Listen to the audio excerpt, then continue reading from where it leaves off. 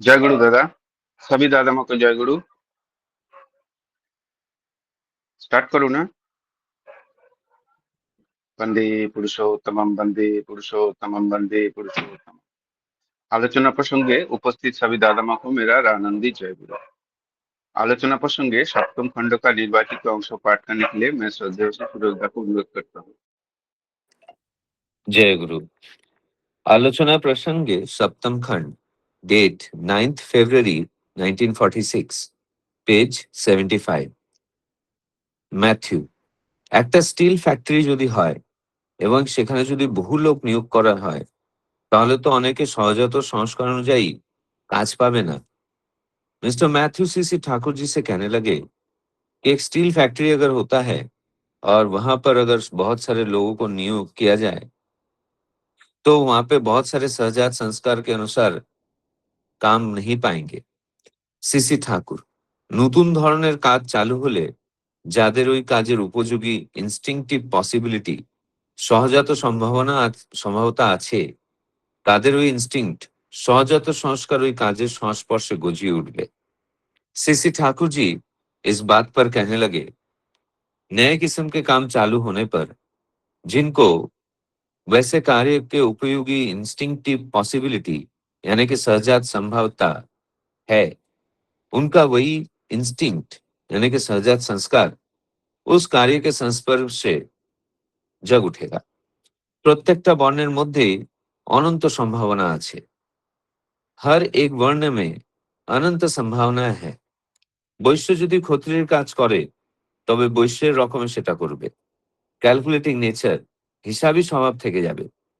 वैश्य अगर क्षत्रिय का काम करेगा तो वैश्य के किस्म से करेगा। कैलकुलेटिंग नेचर यानी कि हिसाबी स्वभाव रह जाएगा। তবে মহাযন্ত্র প্রবর্তন যত কম হয় এবং পারিবারিক শিল্প যত বেশি হয় ততই ভালো। लेकिन महायंत्र का प्रवर्तन जितना कम होगा और पारिवारिक शिल्प जितना ज्यादा होगा उतना ही अच्छा है। মহাযন্ত্রের যেখানে অপরিহার্য প্রয়োজন সেখানে লোক নিয়োগের বেলায়ও ইনস্টিংক্টিভ এফিনিটি, সহজাত সংস্কার অনুযায়ী সঙ্গতি দেখে করতে হবে। महायंत्र का जहां पर अपरिहार्य प्रयोजनीयता है, वहां पर लोगों को नियोग करते वक्त भी इंस्टिंक्टिव एफिनिटी यानी कि सहजात संस्कार के अनुसार संगति देखकर करना होगा। তবে আপদ ধর্ম বলে একটা কথা আছে, लेकिन আপদ ধর্ম बोलकर एक बात है। আপদ ধর্ম হিসাবে বর্ণচিত কর্মের ব্যত্যয় হলে দোষণীয় হয় না। আপদ धर्म के हिसाब से वर्णचित कर्म के व्यत्यय यानी कि हेरफेर होने पर दोषिनी नहीं है। কিন্তু আপদকাল কেটে গেলেই আবার তা ঠিক করে নেওয়া দরকার। लेकिन जैसे आपतकाल कट जाता है वैसे उसे ठीक कर लेना चाहिए। আমাদের সমাজে প্রত্যেকেরই লক্ষ্য হলো স্বধর্ম অর্থাৎ স্ববৈশিষ্ট্যের উপর দাঁড়িয়ে ব্রাহ্মণত্ব লাভ বা ব্রহ্মজ্ঞ হওয়া। हमारे समाज में सभी का लक्ष्य है स्वधर्म अर्थात स्व वैशिष्ट के ऊपर खड़े होकर ब्राह्मणत्व लाभ या फिर ब्रह्मज्ञ बनना। সেইটাই চরম, वही चरम है। তাই আছে वर्णानाम ब्राह्मण गुरु, विप्र गुरु বলেনি। इसीलिए कहा गया जाता है वर्णानाम ब्राह्मण गुरु, विप्र गुरु नहीं कहा जाता है। विप्र जे तारो गोल उद्देश्य ब्राह्मणत्व, विप्र जो है उनका भी गोल यानी कि उद्देश्य ब्राह्मणत्व है। বৈশ্য তার সাধনার ভিতর দিয়ে বড় হয়ে ক্ষত্রিয়ত্ব লাভ করে না, লাভ করে ব্রাহ্মণত্ব। वैश्य अपने साधना के द्वारा बड़े होकर क्षत्रियत्व को लाभ नहीं करता है, लाभ करता है ब्राह्मणत्व को। আবার যে কোনো উচ্চ বর্ণের কেউ যদি পতিত হয় সে শূদ্র পদবাচ্য হবে এবং একজন ব্রাহ্মণ অর্থাৎ ব্রহ্মজ্ঞ পুরুষকে অনুসরণ না করলে তার উদ্ধার নেই। और जो कोई भी उच्च वर्ण की कोई अगर पतित होता है तो वो शूद्र पदवाच्य होता है और एक जन ब्राह्मण अर्थात ब्रह्मज्ञ पुरुष को अनुसरण न करने पर उसका उद्धार नहीं है। मैथ्यू, नहीं, जय गुरु, यहाँ तक ही था। हाँ, ये तक है। जय गुरु दादा। श्रद्धेय सुरदा अभी बहुत सुंदर भाव से विषय वस्तु को पाठ किए हैं और उनको हिंदी में अनुवाद करके बताए हैं। उपस्थित सभी दादा माँ की तरफ से मैं सुरदा को बहुत बहुत धन्यवाद ज्ञापन करता हूँ। श्रद्धेय मनोरंजन पात्रता के भी धन्यवाद ज्ञापन करता हूँ। मनोरंजन पात्रता अभी रिकॉर्डिंग करते हैं। आज का जो विषय वस्तु है वो मैं संक्षेप में बताता हूँ। इस प्रसंग में श्री श्री ठाकुर जी कहते हैं कि प्रत्येक व्यक्ति में उनके जन्मजात संभावनाएं होती है और उचित वातावरण मिलने पर उसके स्वभाव अनुकूल गुण विकसित हो सकते हैं। कार्य विभाजन में व्यक्ति की सहज प्रवृत्ति का ध्यान रखना चाहिए तथा जहां संभव हो पारिवारिक उद्योग को महायंत्र पर प्राथमिकता देना चाहिए। आपातकाल में स्वधर्म से अस्थायी विचलन स्वीकार्य है और परिस्थिति सामान्य होने पर पूर्ण स्वधर्म का पालन करना चाहिए। मनुष्य का परम लक्ष्य अपने स्वभाव में स्थित रहकर साधना के माध्यम से ब्राह्मणत्व या ब्रह्म ज्ञान प्राप्त करना है। यही सभी वर्णों का सर्वोच्च आदर्श है। ये है आज का विषय वस्तु का सारांश। अभी इस विषय वस्तु के ऊपर आलोचना करने के लिए पहले मैं श्रद्धेय प्रोफेसर विजय कुमार दा को अनुरोध करूंगा 10 मिनट आलोचना करे दादा 6:42 तक। जय गुरु। जय गुरु दादा। वंदे पुरुषोत्तमम वंदे पुरुषोत्तमम वंदे पुरुषोत्तमम। दादा आज कल जो आपने भेजा उसमें लास्ट में कुछ नहीं करना है क्या? कटिंग है सब्जेक्ट में? हाँ हाँ, वर्णों क्या है वो जरूरत नहीं है। हाँ हाँ अप टू इस तक ठीक है, ब्राह्मणत्व तक। ओके ओके ठीक है। यहाँ पर जो है जो कल लास्ट में सुप्रकाश दा कुछ बोल रहे थे, शशिकांत दा से पूछ रहे थे, उसी पर कुछ क्लियरेंस ठाकुर जी का है, उसी क्वेश्चन का आंसर यहाँ पर दे रहे हैं। तो इसमें जितना बोध आ रहा है मेरा दादा, यहाँ पर जो क्वेश्चन है कि जो मैथुदा पूछ रहे हैं कि जो एक कोई फैक्ट्री है, स्टील फैक्ट्री है, वहाँ बहुत से लोग जो है वहाँ नियुक्ति होती है, तो सभी को तो उसके जो है सहजात संस्कार के अनुसार जो है काम तो नहीं मिलेगा। तो ठाकुर जी बोल रहे हैं कि जो यदि नए प्रकार का काम शुरू हो तो उस दिन में उस काम के योग्य सहज संभावता है, उसके भीतर उस काम के संपर्क से वही इंस्टिंक्ट विकसित हो जाता है। तो ठाकुर जी बोल रहे हैं कि यदि कोई नया कार्य पहले कभी नहीं था, तब भी जिसमें उसकी क्षमता जो है उसमें छिपी होगी, वह अभ्यास से विकसित हो जाएगी। क्योंकि मनुष्य के भीतर जो है बहुत सारे संभावनाएं होती हैं, और वही संभावनाएं जो है अगर उसको परिवेश मिल जाता है और अभ्यास मिल जाता है तो वो प्रतिभा जो है विकसित हो जाता है अपने आप, है ना। जैसे कि जो अभी कुछ बहुत साल पहले सॉफ्टवेयर इंजीनियर जैसी कोई नौकरी नहीं थे, लेकिन जिनके पास जो वो था तार्किक सोच था, वो पढ़ करके प्रशिक्षण लेके सॉफ्टवेयर इंजीनियर बन गए। जैसे अभी बहुत साल पहले जो है आर्टिफिशियल इंटेलिजेंस तो नहीं था, लेकिन जिसमें भी वो संस्कार निहित है ना, सोच इंटेलिजेंस की, वो जो है विश्लेषण क्षमता है, तो उसमें सफल हो सकता है। कहने मतलब जो है योग्यता एक तो सहजात संस्कार तो है, जन्म से है ना। तो जन्म से जो संस्कार मिलता है उसका कहीं न कहीं वो उपयोग अपने आप विकसित होता है। जो संस्कार उसमें निहित है, मन जो संस्कार है हमें इंजीनियर का, अगर हम डॉक्टर बन गए तो डॉक्टर बन के भी हम इंजीनियर का काम वहाँ कर सकते हैं, क्योंकि डॉक्टर बनने के बाद भी बहुत सारा फील्ड वहाँ इंस्ट्रूमेंटेशन है डॉक्टर बनने के बाद, है ना। जो डॉक्टर जो है हॉस्पिटल में जो बहुत सारे इंस्ट्रूमेंट यूज हो सकते हैं, तो वहाँ भी वो डॉक्टर होने के बाद जो इंजीनियर का काम हो सकता है। तो सभी फील्ड में सभी लोगों को अपने इंस्टिंक्ट के अनुसार वो काम कर सकता है। कहने का मतलब यहाँ है प्रत्येक वर्ण के भीतर अनंत संभावना है, ठाकुर जी बोले हैं, हर व्यक्ति के भीतर अनेक प्रकार की क्षमताएं छिपी होती है ना। या वहाँ जो है वो, जैसे एक व्यापारी अच्छा लेखक भी बन सकता है। लेखक कैसे बनेगा? वो तो व्यापार के संबंध में ही वो लिखेगा, वो लेखक बनेगा, लेकिन कौन सा सब्जेक्ट रहेगा? उसका सब्जेक्ट व्यापार ही रहेगा, है ना।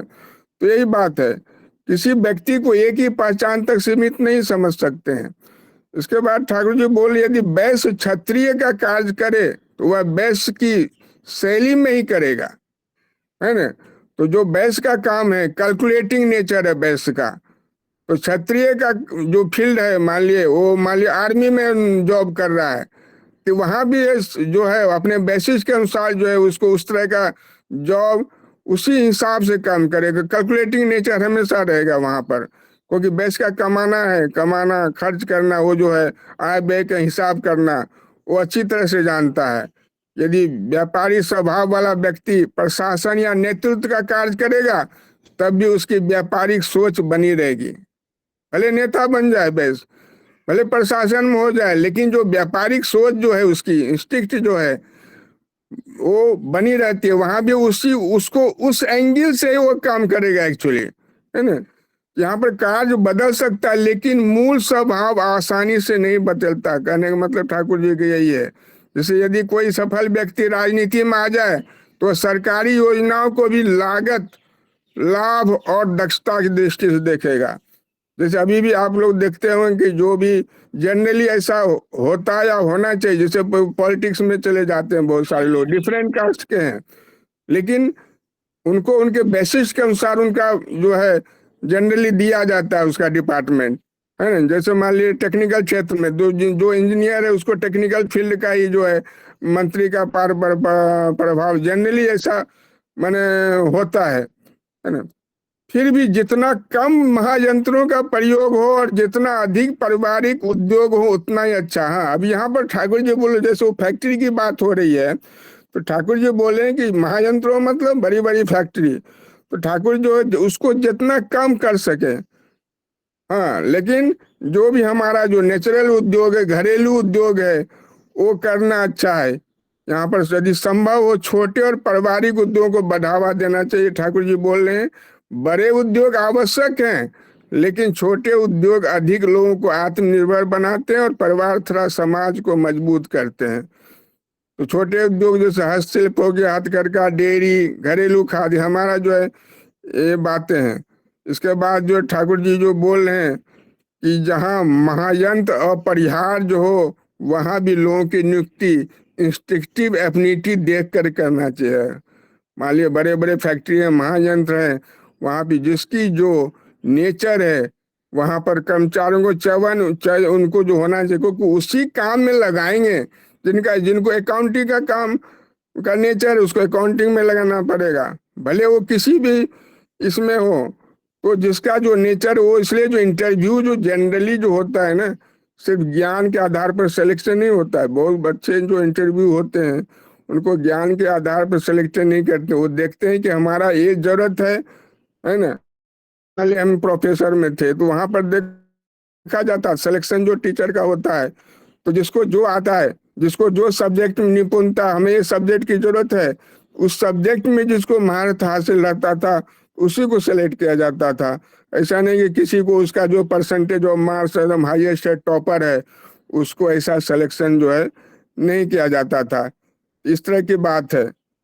इसके बाद जो ठाकुर जी जो बोल रहे हैं कि जो यहाँ पर अपधर्म नहीं तो नहीं होना है, यहीं तक है ना दादा। तो इतना ही कहकर मैं अपनी वाणी को समाप्त करता हूँ। जय गुरु। ये भी है दादा, दादा अपधर्म, अपधर्म अच्छा। है। और हाँ अगर बोलना चाहे तो बोलिए। हाँ, ठीक है दादा। दादा यहाँ पर जो फुल टाइम लेके बोलिए। हाँ, अपधर्म यानी यहाँ पर अपधर्म मतलब वर्णानुकूल कर्म में कुछ विचलन हो जाए तो यह दोष नहीं।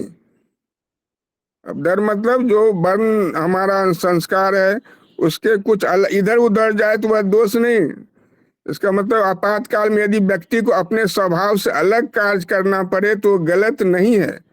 आपातकाल में जो बोल रहे हैं ठाकुर, है ना, जीवन में परिस्थितियां बदलती रहती है, संकट के समय जो आवश्यक हो वो करना चाहिए। जैसे कि जो मान लिए महामारी फैल गया, तो महामारी में सिर्फ डॉक्टर, कोरोना हो गया तो उसमें सिर्फ डॉक्टर का ड्यूटी नहीं है, वहां पर दूसरे लोगों को भी लगाया जा सकता है। जैसे महामारी के समय में अनेक शिक्षकों को जो है राशन वितरण के लिए दिया गया काम, डॉक्टर को भी जो है प्रशासनिक, जैसे मान लीजिए इलेक्शन का मोड आता है, जब इलेक्शन मोड में देखते हैं कि दूसरे डिपार्टमेंट को, टीचर को भी लगा दिया जाता है काम इलेक्शन की ड्यूटी में। हमें लगा दिया था, हम टीचर थे, हमें लगा दिया था पेट्रोलिंग में। हमें कौन सा जरूरत है पेट्रोलिंग का, नहीं आता है। लेकिन जब जो है इमरजेंसी में जो उस तरह का यूज जो करना चाहिए, है ना, ये बात है।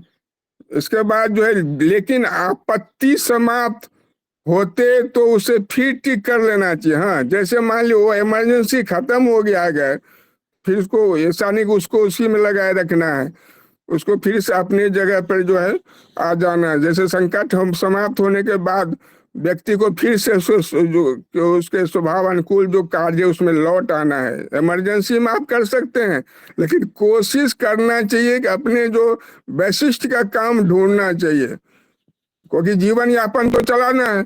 नहीं मिल रहा है तो दूसरा काम कीजिए, लेकिन कोशिश के, उसी में हमारी उन्नति है। वैशिष्ट के अनुसार अगर हम काम करेंगे तो उसी में हमारी उन्नति अच्छी तरह से युद्ध होती है। जैसे मान लीजिए सैनिक है, जब सेना में युद्ध नहीं चलता है तो क्या करते हैं वो, उनको दूसरे काम में लगाया जाता है। लेकिन जैसे ही वो सेना युद्ध का होता है तो उनको उधर लौटना पड़ता है। उसी तरह का जो है एक काम होता है। इसके बाद जो व्यक्ति बोल रहे हैं, प्रत्येक व्यक्ति का लक्ष्य क्या है, लक्ष्य है ब्राह्मणत्व प्राप्त करना, है ना। यहाँ पर ठाकुर जी बोल रहे हैं ना, विप्र और ब्राह्मणत्व, विप्र क्या हुआ, कास्ट हो गया, ब्राह्मण कास्ट, लेकिन सबका उद्देश्य क्या है, अंतिम लक्ष्य क्या है, केवल पैसा पद नहीं है, बल्कि ज्ञान, ईश्वर की अनुभूति, ये फाइनल लक्ष्य है सबका, ब्राह्मणत्व प्राप्त करना। कोई भी कास्ट का हो, शूद्र से लेके ब्राह्मण तक को, ब्राह्मण को भी ब्राह्मणत्व प्राप्त करना है, शूद्र को भी ब्राह्मण प्राप्त करना है, सभी वर्ण के आदमी को ब्राह्मणत्व प्राप्त करना है। यहाँ पर स्वधर्म है, अपने स्वभाव के अनुसार श्रेष्ठ कार्य करते हुए आध्यात्मिक उन्नति करना, यही लक्ष्य है ना। तो लक्ष्य हमारा सबको ब्राह्मणत्व है प्राप्त करना। यहाँ पर पैसा अलग हो सकता है, लेकिन अंतिम लक्ष्य क्या है, सामाजिक आत्मिक विकास होना चाहिए सबका, यही परम लक्ष्य है। इसलिए कहा गया है, जो बोले हैं ब्राह्मणो गुरु, विप्रो गुरु नहीं। यहाँ ब्राह्मण का अर्थ जन्म से ब्राह्मण नहीं है, बल्कि ब्रह्म ज्ञानी व्यक्ति है। फिर विप्र विद्वान हो सकता है, लेकिन ब्राह्मण वह ब्राह्मण नहीं हो सकता, हो विद्वान हो सकता है लेकिन ब्राह्मण नहीं हो सकता। ब्राह्मण वह है जिसने सत्य का अनुभव किया है ना, जो ब्राह्मणत्व प्राप्त किया है, सही दिशा में जा रहा है, आध्यात्म में उच्च प्राप्त का, तो गुरु वही बन सकता है। यहाँ पर जो बोल रहे संस्कृत का, यहाँ जैसे मालिक कोई केवल डिग्री वाला व्यक्ति, वास्तव में डिग्री से नहीं होता है, उसमें जो अनुभव होना चाहिए, चरित्र होना चाहिए, मार्गदर्शन, दोनों मंत्र है, डिग्री मिलना और उस फील्ड में जो है चरित्रवान बना, अनुभवी होना, ये बात है। ज्ञान से अधिक महत्वपूर्ण क्या है, अनुभूति और चरित्र महत्वपूर्ण है। जहाँ विप्र है उसका गोल ब्राह्मणत्व ही है, सबका गोल ब्राह्मणत्व है। तो यहाँ पर जो है, जैसे लोग गीता पढ़ते हैं लेकिन उसके जीवन में नहीं जीते हैं, वो वास्तविक अर्थ में आगे नहीं बढ़ते, ब्राह्मणत्व नहीं होता। हम गीता पढ़ते, हम ब्राह्मण गीता महाभारत पढ़ते हैं, लेकिन अपने जीवन में नहीं मन लाया तो हम ब्राह्मण हो सकते हैं, लेकिन ब्राह्मणत्व नहीं हो सकता है। तो इतना ही कहकर मैं अपनी वाणी को समाप्त करता हूँ दादा। जय गुरु। जय गुरु दादा। श्रद्धेय विजयदा बहुत सुंदर भाव से विषय वस्तु को व्याख्या कर रहे थे, बहुत अच्छा लगा दादा आपका आलोचना, और बहुत सुंदर सुंदर एग्जाम्पल दिए हैं दादा। और मैंने भी जो एग्जाम्पल सोच रहा था, विजयदा भी वही एग्जाम्पल दिए हैं, बहुत अच्छा लगा दादा, बहुत सुंदर भाव से विषय वस्तु का आलोचना की। अभी मूल वक्तव्य जो है, मैं थोड़ा सा आलोचना करने का कोशिश करूंगा मेरा बोध का हिसाब से। ठाकुर जी यह बोल रहे हैं इधर कि अगर कोई नया काम करना है तो उनके लिए उपयोगी लोग चाहिए, उपयोगी लोग को नियुक्त करना पड़ेगा, जो उपयुक्त है उसको नियुक्त करना पड़ेगा। मतलब उसका एक उस काम का प्रति एक सहजात संभावना, जिसको इंस्टिंक्टिव पॉसिबिलिटी बोला जाता है, उसको हम लोग चलती भाषा में नैक भी बोलते हैं, एप्टीट्यूड भी बोलते हैं। मतलब उस तरफ उस काम करने के लिए उसका एक एप्टीट्यूड रहता है। वही सब लोगों को उस नया काम में लगाना चाहिए। तभी क्या होगा कि वो धीरे धीरे वो काम सीख जाएगा। अगर मान लीजिए वो काम उसको मालूम भी नहीं है, तभी भी वो सीख जाएगा। जैसे कि एक एग्जांपल दे सकते हैं कि कोई लड़का जिसको मतलब चित्रकला बनाने का शौक है, मतलब ड्राइंग वगैरह करने के शौक है, और किसी किसी का लगता है कि मैथमेटिक्स में शौक है, वो मैथमेटिक्स ज्यादा अच्छा करते हैं। तो वो सब जो चित्रकला बनाते हैं उसको डिजाइन सेक्शन में अगर दिया जाए तो वो ज्यादा अच्छा फल दे पाएगा। और जो मैथमेटिक्स में अ, ये है मतलब पारदर्शी है, वो उसको बाकी जो इंजीनियरिंग जॉब या कुछ भी मतलब मैथमेटिकल एप्लीकेशन जिधर है उधर देने से वो अच्छा काम करेगा। सिमिलरली कोई कंपनी में जो लोग अच्छा बात करते हैं, बहुत सुंदर बातें करते हैं, उसको कस्टमर सर्विस में दिया जा सकता है। और जो लोग मैथमेटिक्स में अच्छा है, वो उसको अकाउंटेंसी फाइनेंस इसमें गणित में अच्छा है तो उसमें इस सेक्शन में दिया जा सकता है। ऐसा करके उसको चयन करना चाहिए, मतलब वो किस फील्ड में अच्छा है, ये देख के उनको देना चाहिए उस फील्ड में जॉब। ठाकुर जी बोल रहे हैं कि हर एक वर्णों का अंदर भी एक अनंत संभावना रहता है। मतलब ऐसा नहीं है कि ब्राह्मण का खाली संभावना है, बाकी किसी का नहीं है। वैश्य का भी बहुत संभावना रहता है, क्षत्रियो का भी संभावना रहता है, शूद्रों का भी संभावना रहता है। तो लेकिन जब कोई अगर वैश्य अगर क्षत्रियो का काम करे तो वो क्या करेगा, वो उसका हिसाब से करेगा। मतलब वो वैश्य का जो हिसाब का जो हिसाब रखने का हिसाब करने का जो कैपेसिटी रहता है, तो वो खत्रियों का काम करने जाएगा, जैसे डिफेंस में करने जाएगा तो वो बहुत ज्यादा अच्छा अकाउंटिंग कर पाएगा। क्योंकि डिफेंस में भी ना बहुत सारे वो करना पड़ता है, बजटिंग करना पड़ता है, अकाउंटिंग करना पड़ता है। तो उधर अगर कोई वैश्य और डिफेंस में चले गए तो उनको वो अकाउंटिंग का काम, बजटिंग का काम देने से वो बहुत अच्छा करेगा उसमें। डिफेंस में जो है बहुत सारे फील्ड है, खाली लड़ाई करना एक फील्ड नहीं है, उसमें लॉजिस्टिक है, अकाउंटिंग है, एजुकेशन है, लॉ है, बहुत सारे फील्ड्स है, बहुत सारे फील्ड में काम करना पड़ता है। तो जो जिसका जो वर्ण है वो उस फील्ड में अगर उसको पुट किया जाए तो वो बहुत अच्छा उसमें रिजल्ट देगा। यही ठाकुर जी बोल रहे हैं।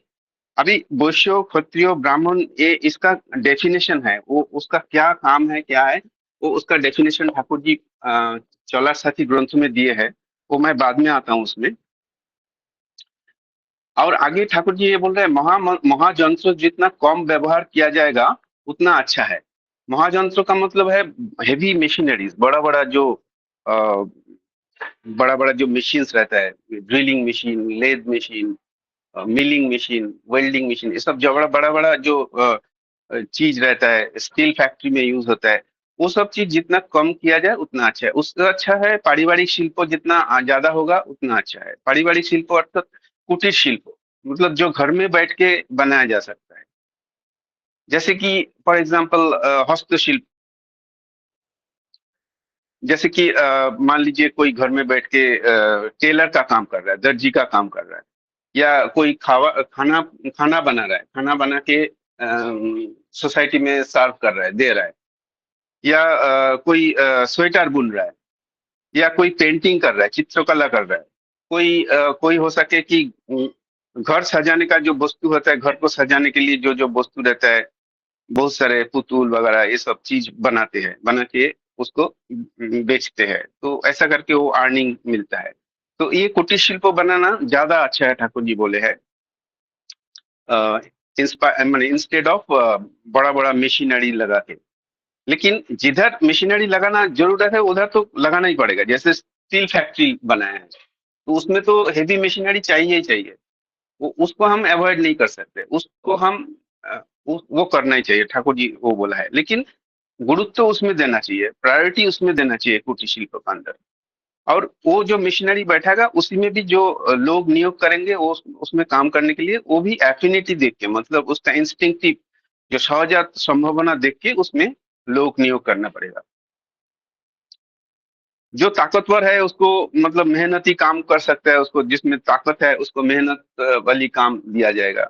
जिसका शरीर उतना ताकतवर नहीं है लेकिन दिमाग बहुत तेज चलता है, उसको R&D का जॉब दिया जा सकता है, डिजाइन का काम दिया जा सकता है, तो उसमें वो ज्यादा उन्नति करेगा। मतलब उसको बेसिकली उसका एप्टीट्यूड देखना चाहिए, एप्टीट्यूड देख के उसको काम देना चाहिए। यही बात ठाकुर जी बोल रहे हैं। आगे ठाकुर जी ये बोल रहे हैं आप धर्मों का बारे में बोले हैं। आप धर्म क्या है? आप धर्म मतलब जो जो उसका एक्चुअल काम है, जो स्वधर्म है, उससे कुछ आपातकालीन अवस्था में उससे विच्युत हो गए अस्थायी रूप से दूसरा कुछ काम करना।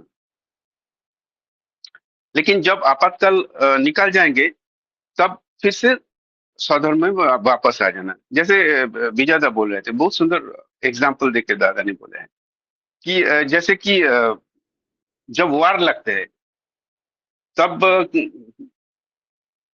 जब वार लगता है तभी कोई नहीं दिखा जाता है, मतलब सबको डिफेंस में जाना पड़ेगा, सबको राइफल उठाना पड़ेगा। तभी ये नहीं बोल सकते कि मैं ब्राह्मण हूँ, मैं क्षत्रिय हूँ, मैं वैश्य हूँ, मैं शूद्र हूँ, मैं नहीं कर पाऊंगा, ऐसा नहीं। जब आपातकालीन स्थिति होता है तब अब वर्ण वगैरह कुछ नहीं है, तब सबको राइफल उठा के फील्ड में जाना पड़ेगा। सिमिलरली जैसे दादा ने बहुत अच्छा एग्जांपल दिया, कोरोना का टाइम पे कुछ नहीं देखा गया, सबको लगा दिया गया काम पे। जो जिसमें डॉक्टर भी काम कर रहा है, इंजीनियर भी काम कर रहा है, जो क्लार्क है वो भी काम कर रहा है, जो जनसेवा का काम है वो करने लग गया है। जैसे मैंने देखा कि जो लोग जिसका जीविका छिन गया था, जिसका नौकरी वगैरह चले गए थे, जैसे ऑटो रिक्शा वाला है, कारपेंटर है, इलेक्ट्रिशियन है, हाँ, वो लोग क्या किया, सब्जी बेचना शुरू किया। उस टाइम पे सब्जी का बहुत जरूरत पड़ता था, सब्जी चाहिए, लेकिन सब्जी आसानी से नहीं मिलता था, तो वो लोग सब्जी बेचना चालू कर दिया। मेडिसिन सप्लाई करने चालू कर दिया, घर में आके मेडिसिन सप्लाई कर देता था, जो कि उनका काम नहीं है, लेकिन वो आपातकालीन स्थिति में वो सब काम करना शुरू कर दिया। लेकिन जब कोरोना खत्म हो गया तब वो अपने अपने बिजनेस में फिर से वापस चले गए। तो ठाकुर जी यही बात बोल रहे हैं, ये है अपधर्म, इसमें कोई दोष नहीं है, ये कर सकता है। तो वैशिष्ट तो अपना जो स्वधर्म है और वैशिष्ट है, उसका ऊपर खड़ा होके जो नॉलेज मिलता है वही ब्राह्मणत्व लाभ होता है। अभी मैं अ,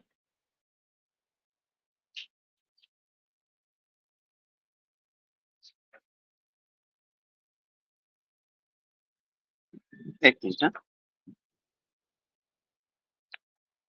ब्राह्मणत्व क्या चीज है, वो ब्राह्मणत्व का कुछ डेफिनेशन ठाकुर जी दिए है इसमें चलार सती ग्रंथ में। तो उसको मैं थोड़ा सा रीड कर रहा हूँ। जो ब्राह्मणत्व क्या है, जो व्यक्ति या जो लोग अपने इष्टों के प्रति उपासना और अनुरक्ति के अटूट बनाए रखते हुए अध्ययन, अनुसंधान, अध्यापना उनके तथा उनके जाजन दान प्रतिग्रह के साथ प्रत्येक व्यक्ति को अपने ही विविध रूप के रूप से अनुभव करके उसके जीवन यश और उन्नति की सेवा करते हुए ब्रह्मो अथवा बृहत्तमों की भावना में स्थित रहते हैं, वही वही को ब्राह्मण कहला जाता है। अर्थात ब्राह्मण का डेफिनेशन दिया है ठाकुर जी का। ब्राह्मणत्व तो प्राप्त कैसे हो सकता है? जो अध्ययन करता है, अध्यापना करता है, अनुसंधान करता है, मतलब रिसर्च करते हैं, और दान प्रतिग्रह कर लेते हैं, मतलब जाजन करते हैं, जौजन करते हैं, दान ग्रहण करते हैं, और जो समाज में जो और व्यक्ति है उनको अ, शिक्षित करते हैं, एडवाइस देते हैं, और उनको जीवन के सर्वोत्तम उन्नति के लिए चेष्टा करते हैं, सेवा करते हैं, उसको ब्राह्मण कहा जाता है। और इसी से ही ब्रह्म ज्ञान प्राप्त होता है। ठाकुर जी आगे बोल रहे हैं, यदि सार्थक होना चाहते हो तो बनने का प्रयास करो, और ऐसा बनो कि ब्राह्मणत्व तुम्हारे स्वभाव और चरित्र में इस प्रकार समा जाए कि लोग तुम्हें तुम्हें ही मूर्त ब्रह्म के रूप में अनुभव कर सके। तुम्हें देख के लोग ब्रह्म का अनुभव होगा। तुम ऐसा चरित्र और ऐसा स्वभाव और ऐसा व्यवहार करो। क्षत्रियो का संज्ञा देते हुए ठाकुर जी बोले, जो व्यक्ति या जो लोग इष्ट के प्रति उपासना और अनुरक्ति के साथ ज्ञान अनुसंधान आदि का सम्यक अनुशीलन करके जीवों के क्षति और पीड़ा से बचाते हैं तथा उनका निवारण करते हुए उनके जीवन यश और उन्नति की सेवा में अपने जीवन को वास्तविक रूप में समर्पित कर चुके हैं, उन्हीं को क्षत्रिय कहा जा सकता है। यदि वीरत्व ही तुम्हारा अभिलाषा है तो निष्ठापूर्वक क्षत्रियता का वर्ण करो। अर्थात इधर ठाकुर जी वही बोल रहे हैं कि जो क्षत्रिय होता है उसका वो इष्टों का साथ युक्त होके उपासना करके ज्ञान अनुसंधित से होके समूह को उसका अनुशीलन करके जीवों को जो पीड़ा है और जिसका जो क्षति है उसको निवारण करने के लिए कोशिश करेंगे। मतलब उसको रक्षा करेंगे, हर तरफ से रक्षा करेंगे और उसको यश और उन्नति की और सेवा में अपना जीवन समर्पण करेगा, तभी उसको क्षत्रिय बोला जाएगा। वैश्य का उदाहरण देते हुए वैश्य का संज्ञा देते हुए ठाकुर जी बोले, जो व्यक्ति या जो लोग इष्टप्राण होकर उपासना और अनुरक्ति के साथ ज्ञान अनुसंधान आदि का सम्यक अनुशीलन करके उनकी उत्कृष्टता और प्रतिष्ठा के उद्देश्यों से सेवा द्वारा लोगों को आवश्यकता को पूर्ति करते हैं, धन और ऐश्वर्य अर्जित करते हैं तथा उसके उन्नति के लिए लोगों को उत्कर्ष हेतु दान करते हैं और इस प्रकार सार्थकता को प्राप्त करते हैं, उसी को वास्तविक रूप में वैश्य कहा जाता है। तो वैश्य का क्या है, उनका कर्म क्या है, उन्होंने भी वही इष्टप्राण होकर उपासना और अनुरक्ति का साथ ज्ञान अनुसंधान इत्यादि करके अनुशीलन करके लोगों का जो आवश्यकता है अर्थात खाद्य वस्त्रों जो भी है आवश्यकता उसको पूर्ण करते हैं और क्या करते हैं, धन और ऐश्वर्य उपार्जन करते हैं और इस तरह सबको समाज को उन्नति करते हैं, सबको उत्कर्ष दान करते हैं। यही है मेन वैश्य का काम। और आगे ठाकुर जी बोल रहे हैं और इसका सार्थकता को प्राप्त करते हैं और वही वही वास्तविक वैश्य है। यदि तुम अपने इष्ट का प्रतिष्ठा के माध्यम से जनसेवा करते हुए लोगों को समृद्ध बनाकर स्वयं भी समृद्ध होना चाहते हो तो वैश्य का आराधना से विमुख मत होना। लोगों का उन्नति करके खुद का उन्नति करो, यही है वैश्य का मूल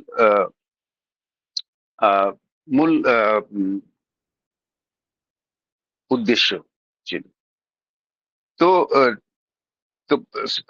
ठाकुर जी बोल रहे हैं कि सभी जो वर्ण है सबका मूल लक्ष्य है स्वधर्म या वैशिष्ट के ऊपर खड़ा होकर ब्राह्मणत्व लाभ करना अर्थात ब्रह्मज्ञ हुआ, और यही चरम लक्ष्य है। इसीलिए कहा गया है कि वर्णानां ब्राह्मणो गुरु, विप्र गुरु नहीं बोला गया है, वर्णानां ब्राह्मणो गुरु, ब्राह्मण को गुरु बोला है, विप्र को नहीं। विप्र जन्म से विप्र हो सकता है लेकिन विप्र को भी ब्राह्मणत्व प्राप्त करना पड़ता है।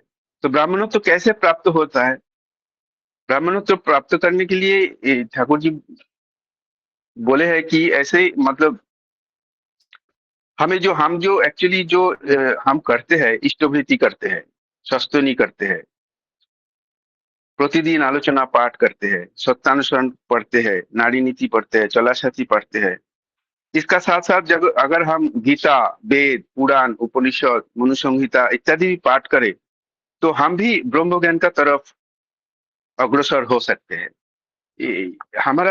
हम भी जो यही है एक्चुअली ब्रह्म ज्ञान। क्योंकि इष्टवृत्ति क्या है, हम ईश्वर को कृतज्ञता अर्पण करते हैं, शस्त्रनी में हम प्रवृत्ति नियंत्रण करते हैं, परिपार्श्विक का ध्यान रखते हैं।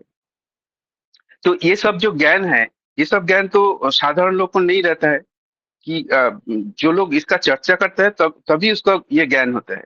तो अगर हम ये जो हम लोग प्रतिदिन चर्चा करते हैं, मेरे को व्यक्तिगत अनुभूति ये होता है कि हम भी ब्रह्म ज्ञान का लाभ का तरफ अग्रसर हो रहा है। इसी तरह क्षत्रियो, वैश्यो, शूद्रो सभी लोग अपना साधना करके ब्राह्मणत्व लाभ कर सकते हैं। साधना करना बहुत जरूरी है। साधना कैसे होगा? साधना करने के लिए क्या है, कोई भी काम अगर निरंतर रूप से हम करते रहेंगे, कोई भी मतलब ये बेसिकली यही सब काम जो हम कर रहे हैं, अध्यापना, अध्ययन, दान प्रतिग्रह, जजन जाजन, लोगों का सेवा, ये सब अगर हम निरंतर रूप से करते रहे तो हमको ब्राह्मणत्व प्राप्त होगा। ये यही है साधना।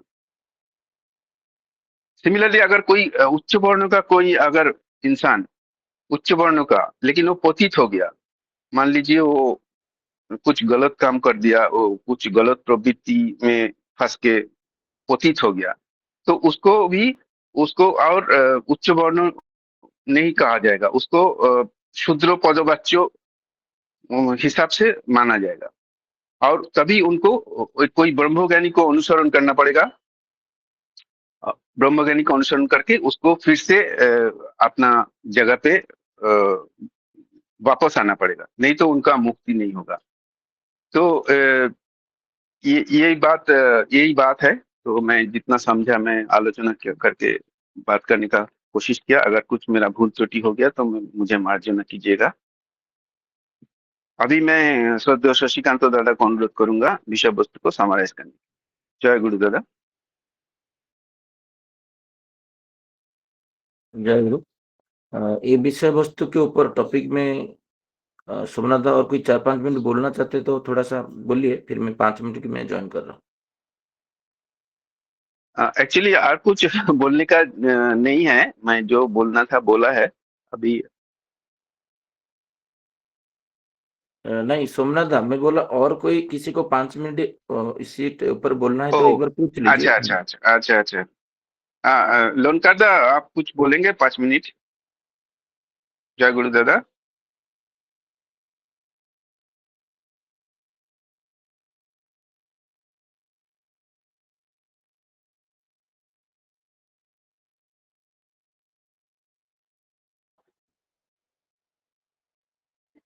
लोनकार दा नहीं बोल रहे। मनीष दा, आप कुछ बोलेंगे? जय गुरु मनीष दा। जय गुरु जय गुरु। दादा आप 5 मिनट बोलेंगे? हाँ हाँ। देखो यार म्यूट कर। जय गुरु। आज का जो विषय वस्तु है बहुत ही सुंदर और जीवनीय, और मैं वही बोलना चाहता था कि विजयदा जिस तरह से ये इस बात को रखे हैं और सोमनाथ दा भी रखे हैं, आज बहुत मैं उद्बुद्ध हो रहा हूँ ये बातें सुन करके। और ठाकुर जी ने जो बात ये जो बोला है, ये कितना आज के कंटेक्स्ट में कितना इम्पोर्टेंट है, ये इसमें से समझ में आ रहा है। ठाकुर जी बोल रहे हैं बड़ी बड़ी, अभी आज के समय में इतनी बड़ी बड़ी इंडस्ट्रीज है जहां पर एक एक शिफ्ट में लाखों लाखों लोग, हजारों हजारों लोग जो है वो काम करते हैं। लेकिन ठाकुर जी यहाँ पर बोल रहे हैं कि पारिवारिक बिजनेस होना अच्छा है। तो पारिवारिक काम बहुत सारे होते हैं जो कुटीर शिल्प जिसको बोला जाता है, ठाकुर जी उस चीज को एडवोकेट किए, जो कुटीर शिल्प, तो मतलब घर घर का जो बिजनेस है। तो एक कम्युनिटी है, हम लोग देखते हैं सिंधी कम्युनिटी, उल्लासनगर में वो लोग बहुत ज्यादा है, और भी जगह में है। तो वो घर घर में उनके छोटा छोटा इंडस्ट्रीज है, और वो आज के जमाने का काम करते हैं। मतलब ऐसा नहीं कि चित्र बनाते हैं या फिर घर में जूता बनाते हैं या घर में कपड़ा बनाते हैं, ऐसा नहीं। इलेक्ट्रिकल इलेक्ट्रॉनिक चीजें भी वो लोग बनाते हैं, ऑटोमोटिव पार्ट्स बनाते हैं, बहुत कुछ वो लोग करते हैं। लेकिन आज के समय में वो कम्युनिटी मतलब फिनेंशियली जिस तरह से स्ट्रांग बन के है, तो वो एक देखने लायक चीज होता है। और ऐसे बहुत सारे आप जैन लोगों को देख सकते हैं। जैन लोग जो है वो ज्यादातर वो लोग बिजनेस में है, नौकरी में बहुत कम है। वो लोग मतलब भारत के कोने-कोने में और दुनिया के कोने-कोने में ये कम्युनिटी जाता है। उन उस कम्युनिटी में आपको कभी भी भिखारी को ही देखने को नहीं मिलेगा। ये सारे और उतना ही वो चैरिटी भी करते हैं। तो समाज को भी लेकर के चलते हैं। तो आज की जो बात है मुझे उसमें से यही चीज़ समझ में आया कि अपना काम अगर करते हैं तो वो ज़्यादा बेहतर है। इंडस्ट्री में तो लोग काम करेंगे ही, वो करना ही मतलब वो तो ज़रूरत है, अभी ज़माना बदल गया। पहले मराठी में बोलते हैं 12 बलुतेदार, मतलब गाँव में गाँव एक एक गाँव जो है वो सेल्फ सफिशिएंट हुआ करता था। मतलब गाँव के अंदर ही सब कुछ, मतलब लोहे का काम करने वाला, मिट्टी के बर्तन का काम करने वाला, जूता-चप्पल का काम करने वाला, कपड़े का काम करने वाला, किसान, ये सारे जो है वो गाँव के अंदर ही होते थे और एक्सचेंज होता था। लेकिन अब अभी हम बोल सकते हैं ग्लोबल विलेज, ये दुनिया पूरा एक गाँव की तरह हो गया। तो इसमें बड़ा-बड़ा इंडस्ट्री तो रहेगा ही, उस इंडस्ट्री में लोग काम करेंगे ही। वो अपने-अपने वैशिष्ट्य के हिसाब से काम करेंगे। बहुत लोग जो है, उनको अपने वैशिष्ट्य के हिसाब से काम नहीं मिलने से लोग बेकार रह जाते हैं। उनको अपना सामर्थ्य समझना चाहिए और उस हिसाब से उनको करना चाहिए। तो ठाकुर जी का ये विचार है कि हम अपना मतलब छोटा ही हो, लेकिन अपना काम शुरू करने से ज़्यादा बेहतर है। तो जो मैं समझा वो मैंने बात रखा है। जय गुरु। जय गुरु दादा। श्रद्धेय मनीष दादा बहुत सुंदर भाव से वैल्यू एडिशन किए हैं, उनका बोध का हिसाब से उन्हें 5 मिनट आलोचना किए हैं। बहुत बहुत धन्यवाद दादा। शशिकांत दादा आप अभी आलोचना का समराइज करेंगे प्लीज।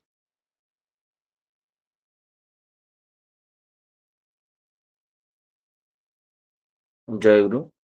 वंदे पुरुषोत्तमम, वंदे पुरुषोत्तमम, वंदे पुरुषोत्तमम। बहुत सुंदर विषय वस्तु है। सर्वप्रथम मैं डॉक्टर सूरज अग्रवाल तो को धन्यवाद दूंगा। वो डेली 2 बार, एक बार ऑडियो भेजते हैं और दोबारा पढ़ते हैं, और इसको मनोरंजन भाई रिकॉर्डिंग करके बाकी लोग जो ज्वाइन नहीं कर पाते हैं उनको एक सेवा का अवसर देते हैं। कल मैं ये विषय वस्तु जब पढ़ा तो मेरा कुछ ऑफिस कॉलीग के साथ भी आलोचना कर रहा था, तो मैं सोमनाथ दा विजय दा को लाइन पे लेके डिस्कशन किया। ये विषय वस्तु आलोचना जब करेंगे तो ये विषय वस्तु हो सकता है बहुत लोग को जीवन में विकृति सृष्टि कर देगा। तो जो हमारा शास्त्र है, वो शास्त्र को आचार्य के संग करके पढ़ा नहीं जाए तो आज जितना भी भ्रांति है, जितना भी कम्युनिटी में आज आप देख रहे हो ना, ये कम्युनिटी ये कर रहा है कि नरहत्या कर रहा है, कुछ भी कर रहा है, उसका कारण ही यही शास्त्र जो पुरुषोत्तम बोल के गए हैं, उनको जब समझ नहीं पाता है मनुष्य तो विकृति पथ में आता है। बहुत लोग का जीवन में मैं देखता हूँ वो कर्म जीविका छोड़ देते हैं, बिकॉज अब इसको जब जान नहीं पाते हैं प्रॉपरली, उनके पास प्रेजेंट नहीं हो पाता है कि जो समूह, जो व्यक्ति जिसको वो मानता है ज्ञानी, वो उसको भ्रांत पथ पे लेके जाता है। तो मैं विजयदा और सोमनाथ को बोला जी जब आलोचना करेंगे तो आपको कुछ इंसाइट मिले मनुष्य को, जो हमारा वर्णाश्रम के साथ था, कौन क्या कैसे कर सकता है। तो जो भी अभी हुआ है हमारा जीवन में, अभी जो देख रहे हैं अनएम्प्लॉयमेंट से लेके सब क्षेत्र में डिटेरियोरेट हुआ है भारत, उसका मेन कारण है विवाह और वर्णाश्रम का हिसाब से शिक्षा और वर्णाश्रम के हिसाब से जीविका, ये नहीं हुआ है, जिसके कारण परिणाम हमारा प्रति क्षेत्र में हमको कष्ट दुख सहना पड़ रहा है। तो बातें जो है एक्चुअली मैं सोच रहा था मैसेज कर दूं सोमनाथ दा को जी और किसी को दें, जो तो टाइम लेट हो गया था, हम आते आते बहुत लेट हो गया था, 2-2:30 बज गया था। आज पवित्र रथ यात्रा है श्री जगन्नाथ जी का, उसका तैयारी हम कर रहे थे प्रज्ञा और मैं, तो लेट हो गया था कल। हम सोते सोते मुझे कल रात को 3 बज गया था, तो मैं 3 बजे सो के फिर सुबह आलोचना करूं, ये तो संभव नहीं। मैं सोच रहा था, बोला नहीं जब हो चुका है तो अभी इमीडिएट दूंगा तो फिर किसको देंगे, तो इसलिए मैं बोला और किसी को दीजिए कोई आलोचना करे। तो फिर भी ठीक है, मैं प्रयास करूंगा। प्रिपरेशन तो मैं कुछ ऑब्वियसली हुआ नहीं क्योंकि एक कर्म क्षेत्र में था। श्री श्री ठाकुर जी को जो पूछा जा रहा है, मैथ्यू पूछ रहे हैं, और ये जो आंसर इसलिए इतना बढ़िया से हमको मिला है बिकॉज क्रिश्चियन कम्युनिटी में कोई एक भक्त ठाकुर जी को मैथ्यू पूछ रहे, जे यदि एक ये जो मशीनरी के ऊपर डिस्कशन हो रहा था, जे उद्योग क्षेत्र में नियुक्त किया जाए तो अनेक लोग का अपना सहज संस्कार कर काम नहीं मिलेगा, ये बातें आ रहा था। तो श्री श्री ठाकुर जी बोले यदि नए प्रकार का काम शुरू हो तो जितने भी उस काम को योग्य इंस्टिक्टिव पॉसिबिलिटी, यहाँ पर एक वर्ड है सहज संभावता, ये जो इंस्टिक्ट है सहज संस्कार, मैंने मैं धीरे धीरे लोग खाना खाया और हाथ धोया, और ये एक पुरुष किया, सेकंड पुरुष भी खाना खाया हाथ धोया, थर्ड पुरुष है। अभी भारतवर्ष में हो कि वर्ल्ड में, मैं वर्ल्ड नहीं बोलूंगा, भारतवर्ष बोलूंगा, बहुत बहुत जगह में खाना खा के कोई हाथ बिना धो के ऑफिस नहीं जाता है। क्यों हुआ है ऐसा? क्योंकि सहज भाव से ही हो चुका है कि वॉशरूम गया, शौच नहीं हुआ, बाहर आ गया, ये भी नहीं हुआ है। तो ये जो सहज भाव से सुबह उठना, प्रार्थना करना, नाम ध्यान करना, गुरुजन को प्रणाम करना, जो भी शरीर को स्वस्थ रखने के लिए शवासन थालकुनी पत्ता खाना, ये सहज नहीं हुआ है, हमारे लिए डिफिकल्ट हो रहा है अभी, हमारे लिए अभी डिफिकल्ट हो रहा है क्योंकि ये सहज भाव से प्रैक्टिस हो ही नहीं रहा है। और धीरे धीरे 2 पीढ़ी, 3 पीढ़ी, 4 पीढ़ी, 7th पीढ़ी में वो सहजात संस्कार होता है, सहज रूप से जे मैं अभ्यास में रत होके इसको कंटिन्यूटी लेके आऊं। प्रत्येक वर्ण के भीतर एक अंतत संभावना होता है, ये जो वर्णगत है तो लोग इसको बिलीव नहीं कर रहे हैं। जे वर्णगत शिक्षा क्यों होना चाहिए, वर्णगत जीविका क्यों होना चाहिए? क्योंकि वर्णगत जीविका में आपका पूर्वज का सारे संभावना आपका जीन कोष माने डीएनए में है।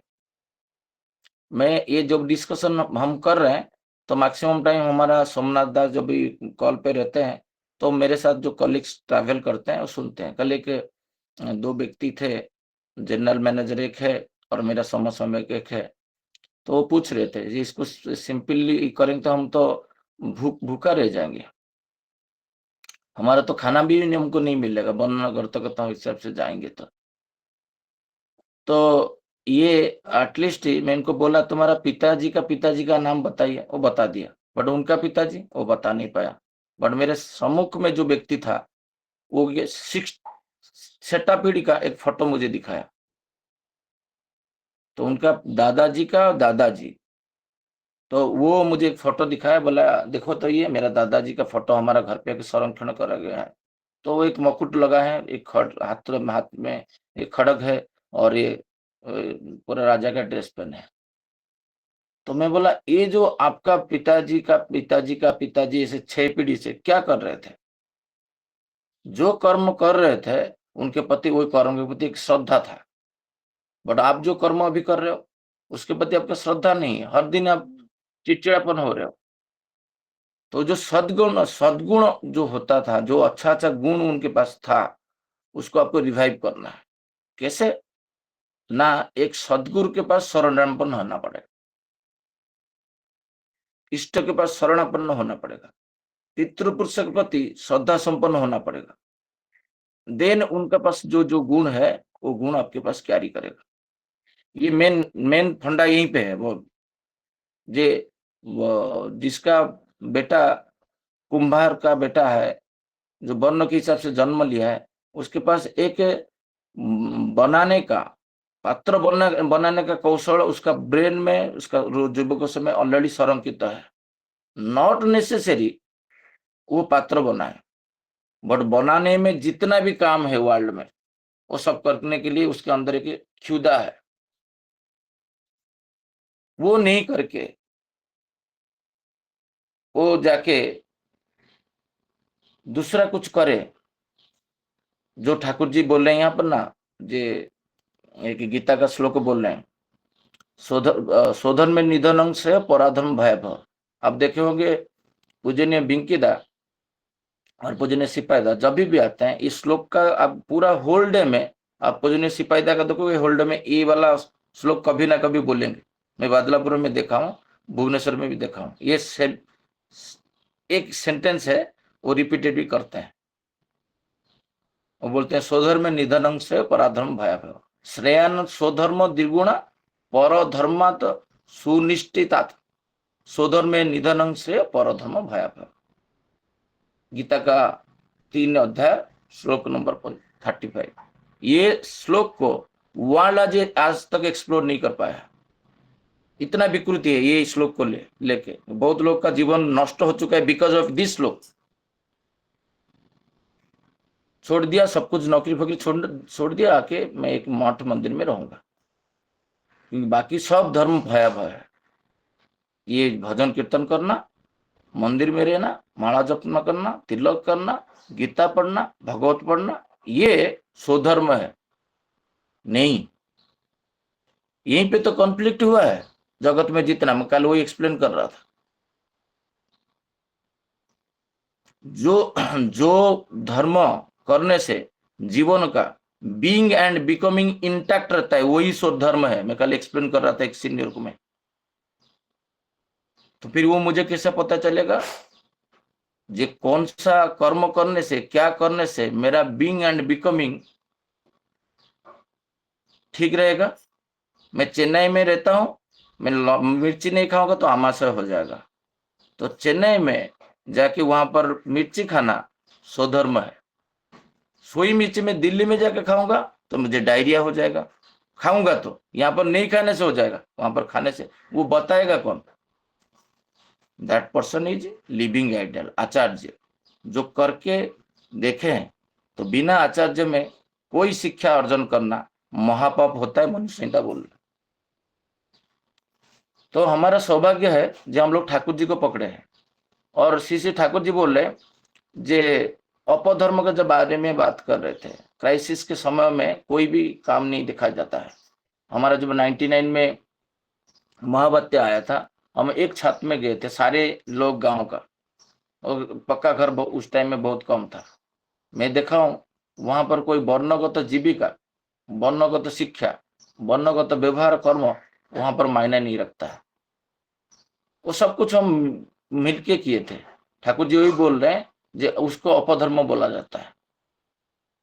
नारी का जी शास्त्र में बोला है जे नौकरी करना महापाप है। उसका विभिन्न दिग है, मैं उसमें नहीं जा रहा हूं। बट जिस क्षेत्र में उसका आवश्यकता है, पति नहीं है, ससुर नहीं है, वो कर्म कर रहा है, कुछ कर रहा है, क्योंकि उसका जो जिसको ऊपर वर्ण करके जिसको सहारा लेके कर रहा था वो नहीं है, वो क्षेत्र में सब कुछ ग्रहणीय है।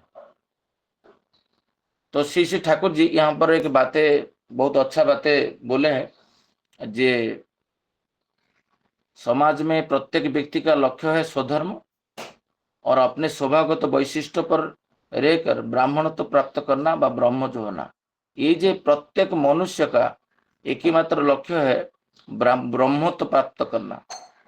विप्र कोई ब्राह्मण नहीं है, विप्र को भी ब्राह्मणत्व प्राप्त करना होता है, क्षत्रिय को भी ब्राह्मणत्व प्राप्त करना होता है, वैश्य को भी ब्राह्मणत्व प्राप्त करना है, शूद्र को भी ब्राह्मणत्व प्राप्त करना है। तो ये ब्राह्मणत्व जो है प्राप्त करना, ये क्या है?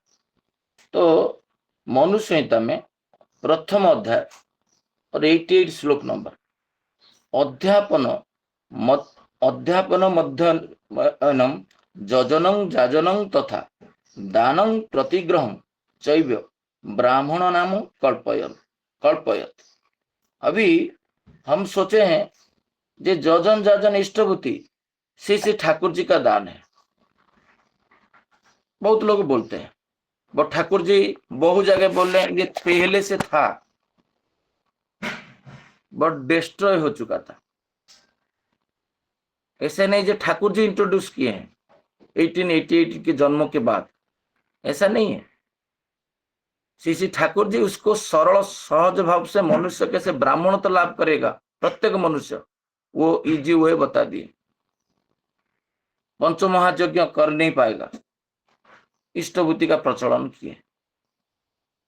सर्वाग्रे भिक्षा अर्जन का प्रथम अर्घ्य इष्ट को देना, गुरु को देने के बाद ग्रहण करते थे, ये फल था। यहाँ पर बोल रहे हैं जे जाजन जे ब्राह्मण का 6 कर्म होता है। वो 6 कर्म जो है वो है, फिर सेम श्लोक भी है 10वें अध्याय में आप जाओगे, 75 मनु संहिता में है। अध्यापन मध्यनम जजनम जाजनम तथा दानम प्रतिग्रह षट क्रमाणे ग्रजन, ये जे बोले हैं जे जजन जाजन अध्ययन अध्यापन दान प्रतिग्रह प्रत्येक मनुष्य को करना है। यह है 6 कर्म है, जो 6 कर्म प्रत्येक मनुष्य को करना चाहिए लाइफ में, और उसी से वो ब्राह्मण तो लाभ होगा। उसके अंदर कोई विद्वेष नहीं रहेगा, कोई घृणा नहीं रहेगा, वो परमानंद में रहेगा। ब्राह्मण का जो होता है, ब्राह्मण का जो प्राप्ति है वो है तुम्हारा स्वतः अनुज्ञा, ऑटो सजेशन। मनु संहिता में मैं देखा 7 श्लोक को मिला के देखता हूँ, परमानंद स्टेज में रहेगा, जाति स्मर रहेगा, अजर अमर रहेगा, सोचेगा मैं एक शरीर नहीं हूं, ये अवस्था में लेके जाना, मैं कामासक्त नहीं हूं, मैं लोभी नहीं हूं। ब्राह्मण स्वतः ही निर्लोभ है, मनु संहिता बोल रहा है। मैं डिटेल वाणी में नहीं जाता हूं। ये जो प्रत्येक मनुष्य ऑटो सजेशन कर रहा है, ये ब्राह्मणत्व का, वो डेली डेली कोई विपद में पड़ रहा है। एक व्यक्ति, क्षेत्रीय व्यक्ति को कोई मेडिकल साइंस का नहीं है, उसको जब पूछता है कोई ये अमुक क्या करूं, उसको सॉल्यूशन देता है जाजन के माध्यम से। ये जो ब्राह्मण है कि करना चाहिए, प्रत्येक मनुष्य ब्राह्मण स्टेज में जाता है, ब्राह्मणिकल टेंडेंसी, सूरत को ऊर्ध्वमुखी करके लेके जाना है। श्री ठाकुर जी बोल रहे हैं जे जो विप्र है उसका भी गोल उद्देश्य है ब्राह्मणत्व प्राप्त करना। हम बोलते हैं ना ब्राह्मण को बुलाए, तो हम रॉन्ग वर्ड यूज करते हैं, विप्र को बोलना चाहिए। ब्राह्मण भी एक क्षेत्रीय हो सकता है और वैश्य भी हो सकता है। ऋषि मनु बोल रहे हैं जे 7 पीढ़ी तक कोई क्षेत्रीय और 14 पीढ़ी तक कोई वैश्य, ये धारा में ये जजन जाजन अध्ययन अध्यापन दान प्रतिग्रह स्वस्थयन, उसके स्वस्थयनी कोई ठाकुर जी का इंट्रोड्यूस शब्द नहीं है, स्वस्थयनी मनु संहिता से आया। मैं श्लोक में नहीं जा रहा हूँ, 1 मिनट बता हुआ। मैं कल देखा, आश्चर्य हुआ, सारे शब्द जो है ठाकुर जी का, ऋतिक अधुर्य जजन जाजन इष्टवृत्ति स्वस्थयनी सदाचार, एवरीथिंग है उसमें। ये पर्टिकुलर वर्ड है और कोई दूसरा नया वर्ड नहीं है। यदि वो एक वैश्य इंप्रूव होगा, ठाकुर जी बोलते वो क्षत्रिय नहीं होगा, ब्राह्मण होगा, और कोई भी वर्ण डेटोरेट होगा तो शूद्र पे अवस्था में जाएगा। द्विजो बोला जाता है, 2 बार जन्म, उपनयन संस्कार ब्राह्मण का होता है, क्षत्रिय का होता है, वैश्य का होता है। क्षत्रिय वैश्य में अभी उपनयन संस्कार है ही नहीं टोटल ओडिशा में, बहुत कतिपय है, उसको संस्कार क्या पता नहीं। ब्राह्मण तो प्राप्ति तो दूर का दूर बात है। तो ठाकुर जी बोल रहे हैं जे कोई उच्च वर्ण कोई व्यक्ति पतित हो जाए, मैं सोमनाथ दा और विजयदा को बहुत धन्यवाद दूंगा, जो मेरा एक्सपेक्टेशन कल था, जैसे हम डिस्कशन करके किसी का मन में विकृति नहीं सृष्टि हो जाए। मैं इसलिए वो जो वर्ण के हिसाब से कौन सा कर्म करना, मैं उसके ऊपर गया नहीं, क्योंकि मेरे पास समय कम था। तो एक चीज में देखा जे अभी शूद्र तो प्राप्ति में लक्ष्य में लोग ब्राह्मण तो प्राप्ति में नहीं है, downward tendency not upward tendency. तो व्यक्ति को मैं कल बोला ये समय हो चुका है 20 सेकंड, इसका फोटो फ्रेम करके बड़ा सा उनका क्या क्या गुण था 6 पीढ़ी तक आपका लगाइए, देखो तुम्हारे पास क्या होगा।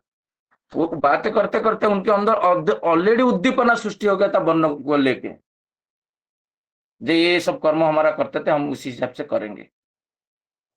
तो ये जो ठाकुर जी का बातें है, जो हर व्यक्ति ब्राह्मणत्व प्राप्ति करना एक ही मात्र लक्ष्य है, तो यही होना चाहिए। इतना बोल के मेरा वाणी को यहीं पे विराम देता हूँ। जय गुरु।